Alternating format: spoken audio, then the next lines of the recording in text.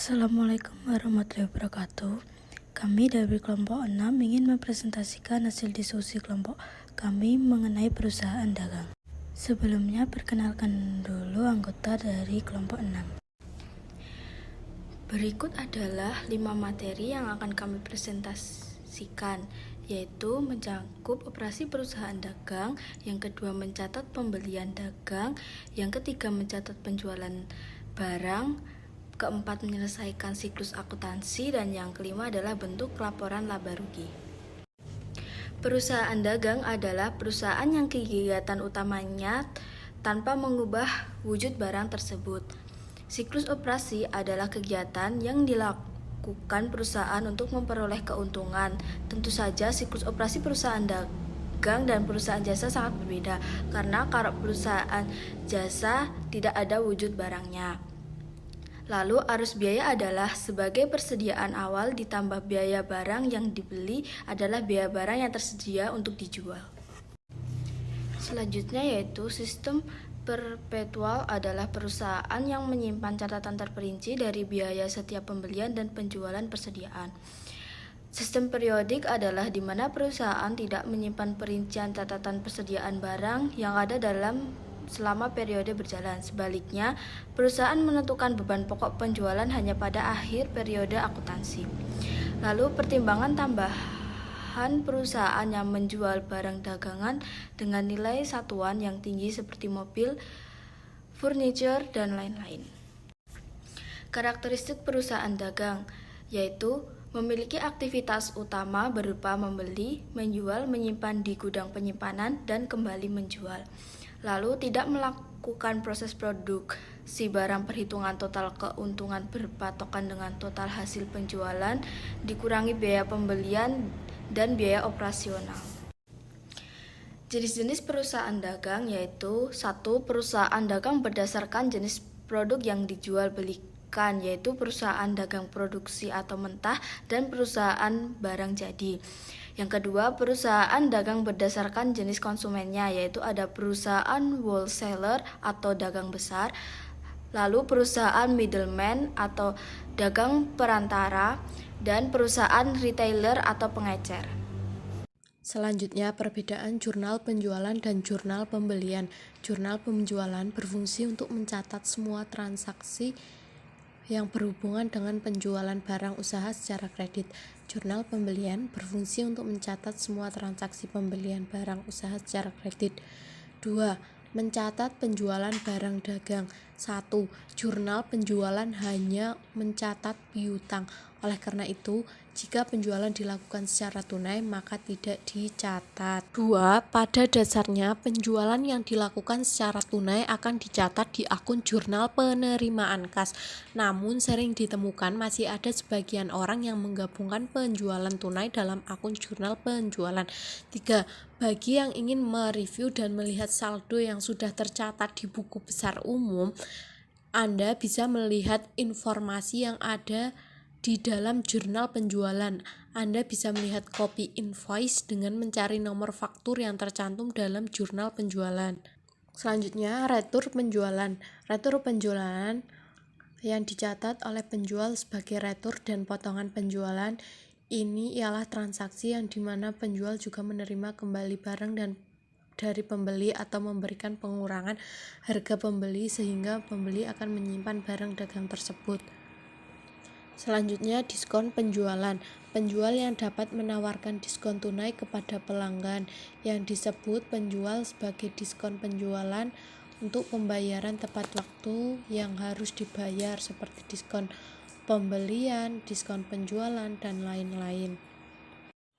Berikut adalah contoh dari jurnal retur penjualan dan jurnal diskon penjualan. Kita memasuki materi mencatat pembelian barang dagang. Nah, perusahaan membeli persediaan barang secara tunai atau kredit pada akun, dan perusahaan biasanya mencatat pembelian pada saat menerima barang dagang dari penjual. Nah, sekarang kita harus tahu nih bagaimana cara mencatat jurnal pembelian. Yang pertama adalah untuk pembelian barang dagang atau barang lainnya secara tunai, maka akan dicatat dalam jurnal pengeluaran kas, sedangkan pembelian kredit akan dicatat dalam debit akun pembelian dan kredit akun utang dagang. Apabila transaksi ini terjadi berulang-ulang kali, maka lebih praktis disediakan kolom khusus untuk pembelian dan utang dagang. Yang kedua, untuk pembelian kredit barang lainnya, misal pembelian perlengkapan dan peralatan produksi akan dicatat dalam kolom debit akun perlengkapan dengan kredit akun utang dagang. Apabila transaksi ini terjadi berulang-ulang, bisa disediakan kolom tersendiri untuk perlengkapan. Yang ketiga, untuk pembelian barang lain yang bersifat tidak berulang-ulang, tidak perlu disediakan kolom khusus, namun bisa ditampung pada kolom serba-serbi. Berikut adalah contoh jurnal penjualan dan contoh jurnal pembelian. Yang keempat, siklus akuntansi. Siklus akuntansi merupakan suatu proses akuntansi sistematis dari bertahap yang dilakukan dengan tujuan memproses berbagai bukti transaksi keuangan dan mengolahnya menjadi sebuah laporan atau informasi akuntansi pada sebuah entitas dalam suatu periode waktu tertentu. Tahapan-tahapan menyusun akuntansi ada 9. Yang pertama, mengidentifikasi transaksi. Kedua, pindahkan isi jurnal transaksi akuntansi ke buku besar. Penyusunan neraca saldo. Penyusunan ulang pada neraca saldo. Pasca membuat jurnal penyesuaian. Susun laporan keuangan sesuai dengan informasi pada neraca saldo yang telah disesuaikan. Buat dan bukukanlah jurnal penutup pada buku besar. Membuat neraca saldo pasca penutupan. Pembuatan dan pembukuan jurnal pembalik pada buku besar. Laporan siklus akuntansi membuat kegiatan lebih efektif. Dengan memiliki laporan siklus akuntansi, dapat mengetahui siklus keuangan perusahaan, baik dagang ataupun jasa. Yang kedua, pengambilan keputusan lebih tepat. Nah, yang kelima, bentuk laporan laba rugi. Laporan laba rugi income statement atau profit and loss statement adalah salah satu bagian dari laporan keuangan perusahaan yang berisikan pendapatan serta beban perusahaan dan memberikan informasi tentang laba rugi bersih yang didapatkan perusahaan dalam periode akuntansi tertentu. Nah, di sini ada tujuan dan manfaat laporan laba rugi. Tujuan dibuatnya laporan laba rugi perusahaan ialah perhitungan besaran pajak perusahaan, memberikan informasi dari perolehan laba atau rugi semua periode, menjadi referensi evaluasi bagi manajemen perusahaan untuk menetapkan langkah-langkah apa saja yang harus diambil di periode yang akan datang. Memberikan informasi apakah langkah yang ditempuh menjadi efisien atau tidak dari besaran beban atau biaya perusahaan. Nah, ini manfaat yang dapat peroleh jika membuat laporan laba rugi, yakni mengevaluasi kinerja perusahaan, mengembangkan perusahaan, menilai risiko, tolak ukur perusahaan, menganalisis strategi perusahaan, profil perusahaan.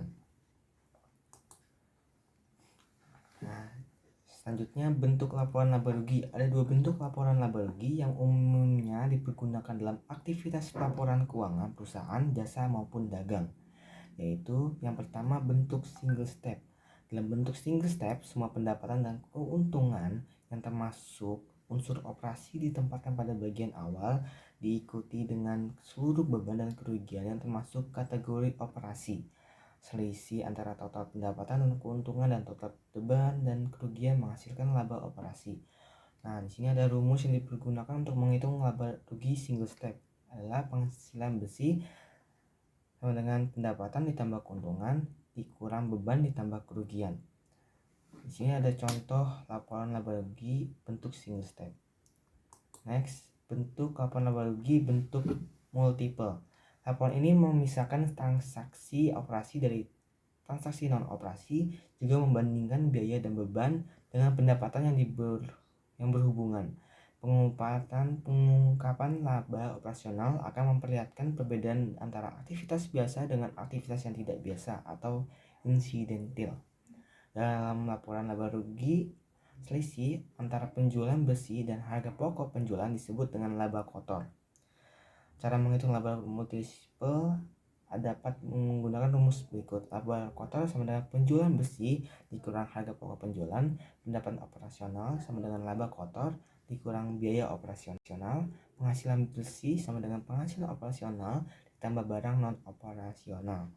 Berikut contoh membuat laporan laba rugi perusahaan dagang dalam metode multiple.